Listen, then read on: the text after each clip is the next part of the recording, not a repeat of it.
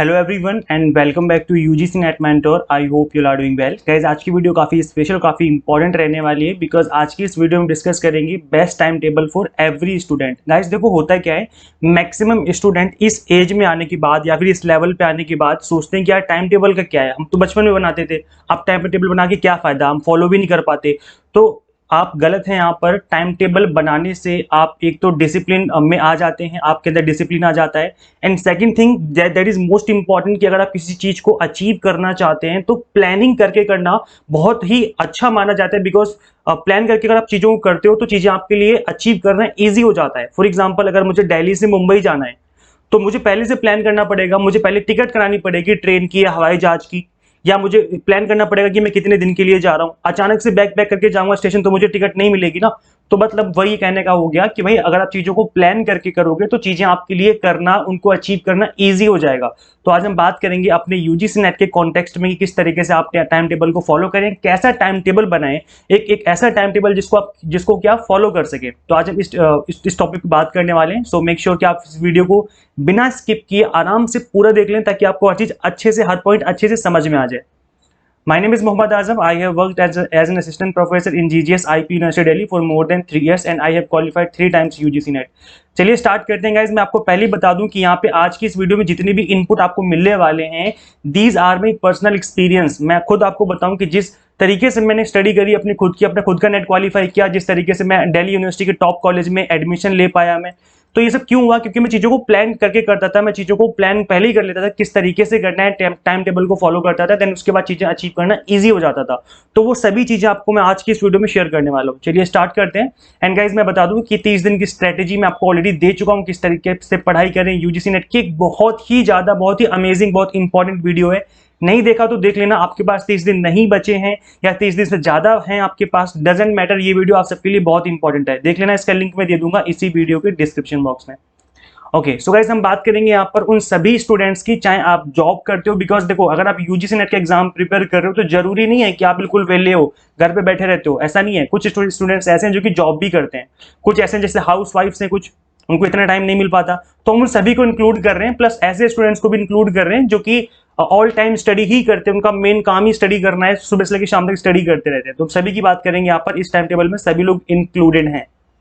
पहली चीज that is fixed and flexible time table. देखिए गाइस मैं यहाँ पे हमेशा आपको यही बोलता हूँ कि इस लेवल पे आने के बाद आफ्टर पोस्ट ग्रेजुएशन जब आप यूजीसी नेट की तैयारी कर रहे होते हैं तो आपके ऊपर रिस्पॉन्सिबिलिटीज होती हैं लाइफ में। अब ना सिर्फ आपको पढ़ाई करनी है बल्कि आपको अपनी, हो सकता है कि आप जॉब कर रहे हो, कहीं पार्ट टाइम जॉब कर रहे हो, कहीं कोचिंग पढ़ा रहे हो सकता है आप हाउस वाइफ है तो घर का काम करना पड़ता है आपको। तो ये इन चीजों को भी आप कभी कहीं ना कहीं इनको आप नेग्लेक्ट नहीं कर सकते, मतलब आपको करना ही पड़ेगा, आपकी रिस्पॉन्सिबिलिटी है वो। तो ऐसे में आप फिक्स टाइम टेबल ना बना करके आप फ्लेक्सिबल टाइम टेबल बनाए अपने लिए। अगर आप एक फुल टाइम स्टूडेंट नहीं है, और अगर आप फुल टाइम स्टूडेंट है तो नलायको अपने लिए तो फिक्स टाइम टेबल बना लो। मैं बता रहा हूं आपके लिए फिक्स टाइम टेबल बेस्ट होगा। ऐसे क्यों? क्योंकि आप सुबह से लेकर शाम तक आपको पढ़ाई करनी है, तो आपको अपने अकॉर्डिंग टाइम टेबल बनाना है। अब वो टाइम टेबल कैसा होना चाहिए मैं आपको बताऊंगा। अगर हम बात करें फ्लेक्सिबल टाइम टेबल की तो उस केस में आप अपने काम को एडजस्ट करके टाइम टेबल बनाइए। जैसे शाम को आप 2 घंटे की कोचिंग पढ़ाते हो किसी को, तो 2 घंटे आपके टाइम टेबल से हटा दो, वो हमें नहीं इसमें इंक्लूड करना है टाइम टेबल, वो टाइम ही हटा दो यहाँ से। और अगर आप फिक्स टाइम टेबल बना रहे हो तो सुबह से लेकर शाम तक का टाइम टेबल बना लो कि ये टाइम मेरे पास है। जैसे सुबह के 2 घंटे, फिर 2 घंटे यहाँ पे मैंने सेटिंग अरेंजमेंट देके रखा हुआ है। ये सेटिंग अरेंजमेंट है कि मॉर्निंग के 2 घंटे, फिर गैप कर लिया, फिर 2 घंटे, फिर गैप कर लिया, फिर 3 घंटे, फिर गैप कर लिया, फिर 3 घंटे, फिर गैप कर लिया। इस तरीके से आप यहाँ पर एक टाइम टेबल अपने अकॉर्डिंग बना सकते हो, बिकॉज आपकी पर्सनल लाइफ है, मुझे नहीं पता कि आपको सुबह टाइम मिलता है, शाम को टाइम मिलता है। ये आपको काम अपने अकॉर्डिंग कर रहा है, जब आपके लिए बेस्ट टाइम है उसके अकॉर्डिंग आप यहाँ पर टाइम चूज कर लेंगे, अपने लिए स्लॉट बना लेंगे कि मुझे स्लॉट में पढ़ाई करनी है। नेक्स्ट इसमें आता है आपका डे वर्सेस नाइट। अगर हम बात करें कि दिन में पढ़ाई करनी चाहिए फिर नाइट में पढ़ाई करनी चाहिए, तो गाइस देखो यहाँ पर अगर आपसे कोई ये बोलता है ना कि सुबह 5 बजे उठ के पढ़ो तो आप टॉपर बन जाओगे, तो ये कहीं ना कहीं एक तरीके से ठीक बात है, लेकिन 100% प्रूव नहीं है। क्यों? क्योंकि जो बच्चे देर नाइट तक पढ़ते हैं ना, लेट नाइट पढ़ते हैं, 10 बजे, 12 बजे, 2 बजे रात तक पढ़ते हैं, तो वो बच्चे भी टॉपर बनते हैं। और मेरे खुद के कॉलेज में ऐसे बहुत सारे स्टूडेंट्स थे जिन्होंने टॉप किया था। मेरे खुद के कॉलेज में बहुत अच्छे मार्क्स लेकर के पास हुए थे और वो लेट नाइट स्टडी करते थे। तो ऐसा बिल्कुल भी नहीं है कि सुबह 5 बजे उठ के पढ़ोगे तभी आप टॉपर बनोगे। देखो ये डिपेंड करता है आपके ऊपर। अगर अगर मैं अपनी खुद की पर्सनल बात करूं तो मुझे नाइट में पढ़ाई करना बहुत अच्छा लगता है। मैं रात को पढ़ता हूं क्योंकि रात को मुझे थोड़ा सा लगता है कि बहुत साइलेंट, एक तो साइलेंट माहौल मिल जाता है आपको रात में पढ़ने का। तो मैं रात को 12 बजे, 1 बजे, 2 बजे तक आराम से पढ़ लेता हूं। उसके बाद फिर मैं सो जाता हूं, फिर मैं सुबह तक सोता हूं 8-9 बजे तक। ये मेरा टाइम टेबल है। जब मैं 2 बजे तक पढ़ाई करता हूं तो मैं सुबह 8 बजे तक सो लेता हूं। लेकिन अगर आप शाम को जल्दी सो जाते हो, आप अगर 10 बजे तक सो जाते हो, तो भाई फिर आप सुबह जल्दी उठें।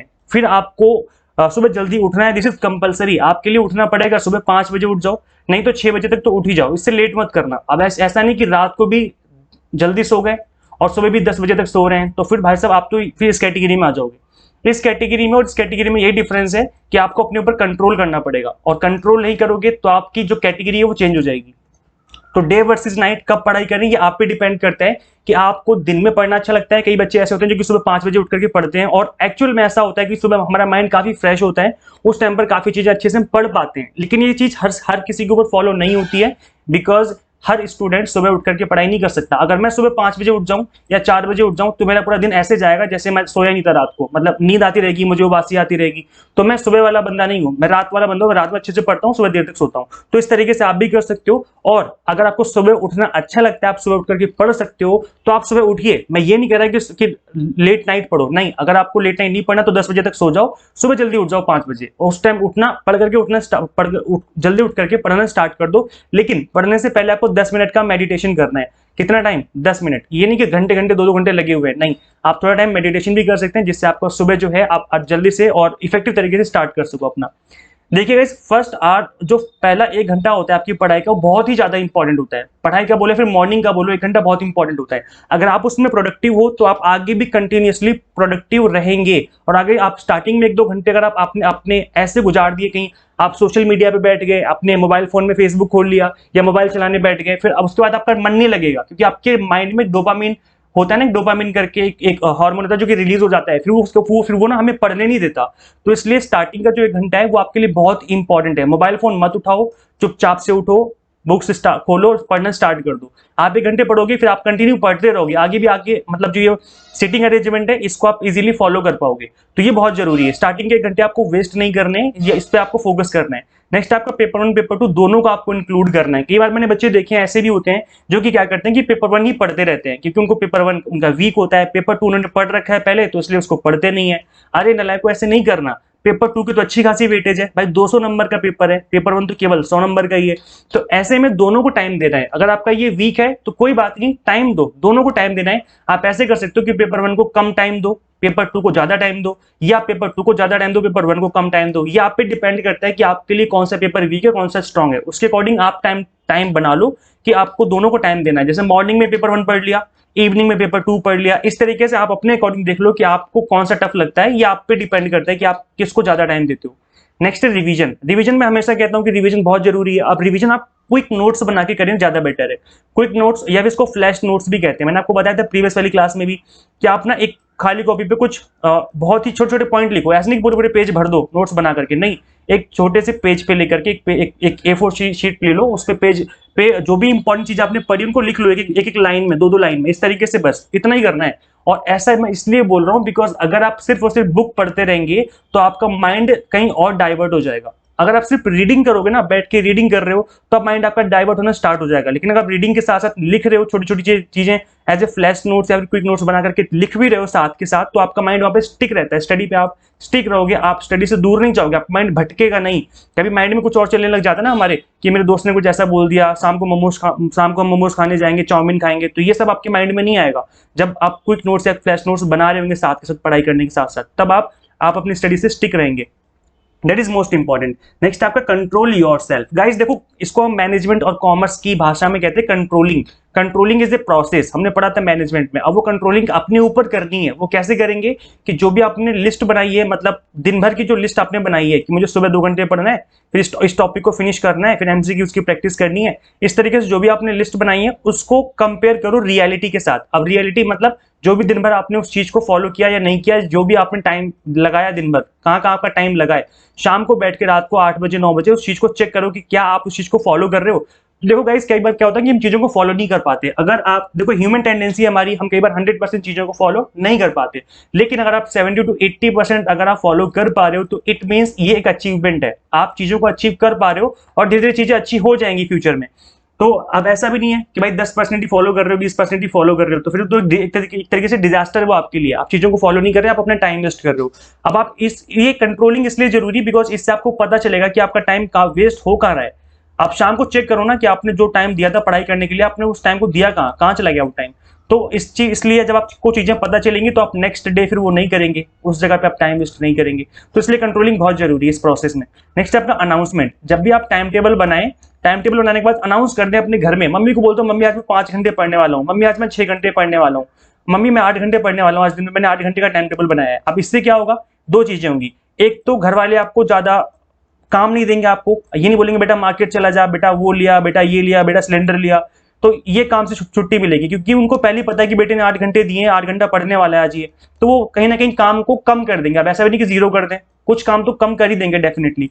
और नेक्स्ट इसका एडवांटेज ये रहेगा कि घर वालों की नजर रहेगी आपके ऊपर। जैसे आपने बोल दिया कि मम्मी आज मैं 8 घंटे पढ़ने वाला हूँ, तो मम्मी की ना नजर रहेगी। ऐसा नहीं कि आपने 2 घंटे पढ़े फिर मजे कर रहे हो, मोबाइल चला रहे हो, टीवी देख रहे हो, तो ऐसे में मम्मी ताने मारना स्टार्ट कर देगी, अरे तूने तो कहा था 8 घंटे पढ़ेगा, अब सिर्फ 2 घंटे बैठ के पढ़ रहा है, ये क्या चल रहा है। तो इसमें क्या है कि हमें लगता है कि यार अरे यार, फिर हमारे ना ईगो पे बात आ जाती है कि अरे यार मैं ये क्या कर रहा हूँ, 8 घंटे मैंने बोल तो दिया, अब मैं 2 घंटे पढ़ रहा हूँ बस।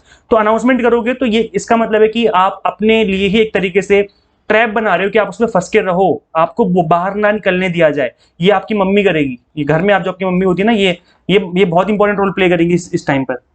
नेक्स्ट आपका ईट लेस। भाई कम खाना है। जब आप एक कॉम्पिटेटिव एग्जाम की प्रिपरेशन कर रहे हो तो आप खाना कम खाओ। ऐसा नहीं कि ठूस ठूस के खाए जा रहे हो, 3 रोटी की भूख है 10 रोटी खा ली, चिकन बनाता लो 15 रोटी खा ली, ये काम भी नहीं करने भाई। तो रुक जाओ, खाने को भी मिलेगा, जिंदगी छोटी नहीं है, खा लेना आराम से, एग्जाम एक बार क्वालिफाई हो जाएगा फिर खाते रहना आराम से, कोई दिक्कत नहीं, निकाल लेना अपना सारा पेट। अभी क्या करना है, अभी कम खाना है। ऐसे क्यों, अभी देखो जितनी आपकी भूख है उसका 70 to 80% ही खाना खाओ, उससे ज्यादा खाओ ही मत।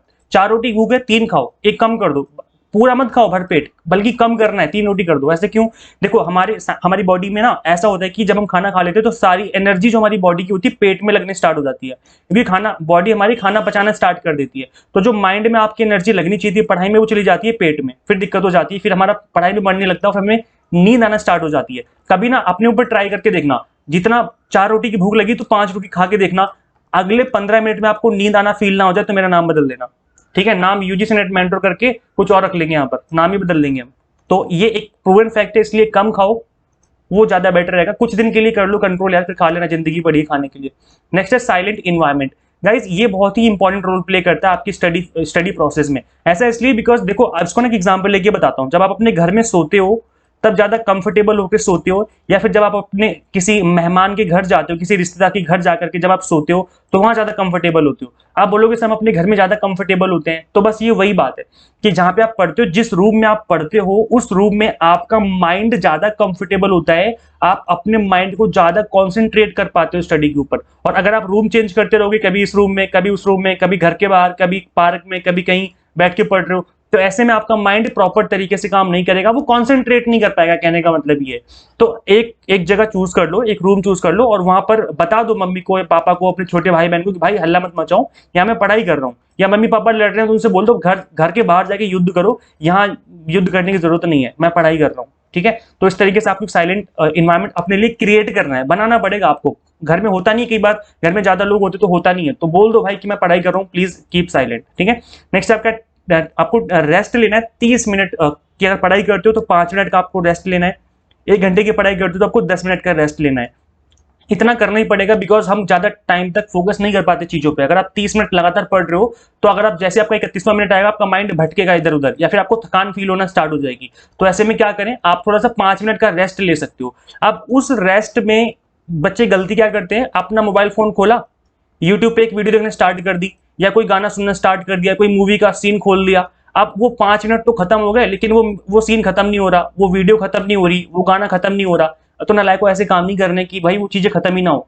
काम ऐसे करो जो खत्म हो जाए। 5 मिनट का रेस्ट का मतलब है कि बाहर निकल जाओ, घर के बाहर देखो क्या चल रहा है, गली के बाहर खड़े हो जाओ, देखो क्या चल रहा है गली में, ऑब्जर्व करो, नेचर को ऑब्जर्व करो। बस इतने टाइम देना है आपको। ये नहीं कि 1 घंटे 2 घंटे लगे पड़े मोबाइल फोन में टीवी देख रहे हैं। अब टीवी देखना तो बंद ही कर दो, छोड़ दो टीवी। आजकल आज के टाइम में टीवी देखता कौन है, सब मोबाइल फोन में बिजी रहते हैं। तो ये काम करना है नेक्स्ट। और यहाँ पर रेस्ट की बात आ गई तो मैं आपको बता दूं कि आपको सोना भी है।